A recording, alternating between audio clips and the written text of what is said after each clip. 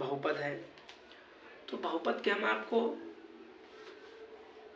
Example number first सिखाएंगे। देखिएगा example क्यों सिखाएंगे, ये वाला सवाल इससे रिलेटिव नहीं, इससे रिलेटिव पूछा गया था पेपर में, बहुविकल्पी में आया था, तो उसी का हमने एग्जाम्पल ले लिया। हम आपको एग्जाम्पल सिखाएंगे पहले।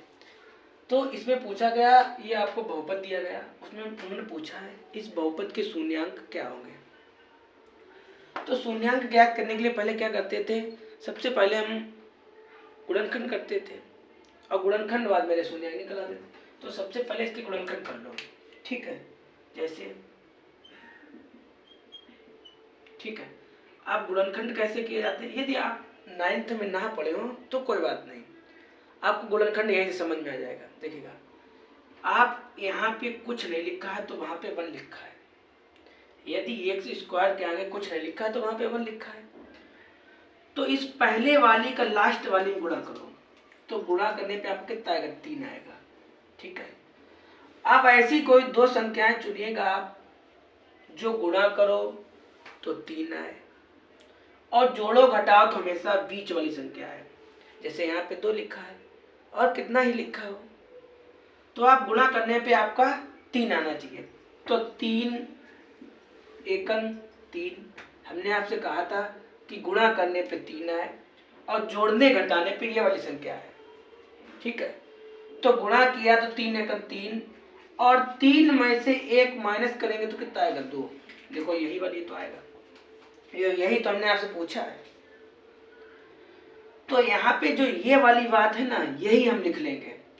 और आप जब गुणनखंड करें ना, तो ये जो ब्रैकेट हम लगाएं वो ब्रैकेट का आप ध्यान रखिएगा, क्योंकि उस ब्रैकेट को लगाने से आपका चिन्ह नहीं कभी गलत होगा। जैसे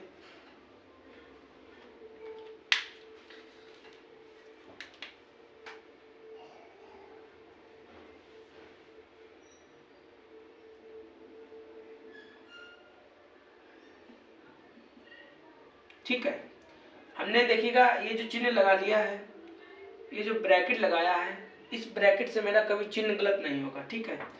अब क्या करो, ये जो x लिखा है इस x का इस पूरे के अंदर गुणा कर दो। जैसे ठीक है, इसके साथ में करेंगे 3x और इसके साथ में करेंगे क्या, x, और ये वाला 3 ऐसे तोड़ लो, ठीक है।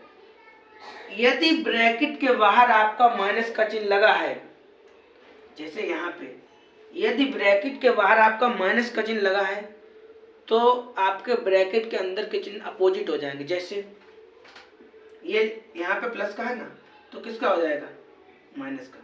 यहाँ पे प्लस का माइनस का है तो किसका हो जाएगा, प्लस का। और इस वाले 3 को ऐसे तोड़ लो, ठीक। इन दोनों के पास से ऐसी संख्या चुनिए जो दोनों से कॉमन मिल जाए, ठीक है, या दोनों में भाग चला जाए। जैसे यहाँ से x को ले लिया हमने तो 1x बचा। देखिएगा यहाँ पे 2 लिखे थे, जैसे 2 को ऐसे लिख लो आप, तो 2 लिखे थे तो 1 हमने क्या लिया, कॉमन ले लिया, तो 1 कॉमन लिया, आपका 1 बचा। तो यही तो यहाँ पे लिखा है, यहाँ से आपका x कॉमन चला गया तो 3 बचा।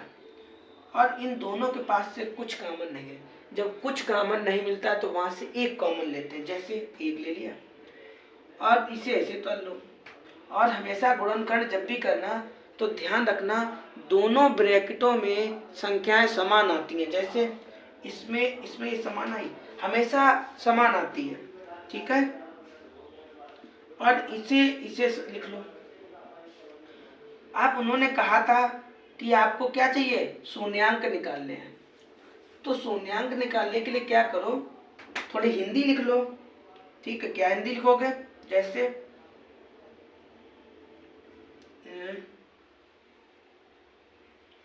का मान 0 हो, ठीक है। जैसे इसका मतलब क्या है, बराबर 0 कर लो, ठीक है। तो 100 - 3 बराबर 0, 100 बराबर +3, ठीक है। ये जो 3 आपको दिखाई दे रहा है, पक्षांतर करने पे आपका चिन्ह बदल जाता है, ठीक है।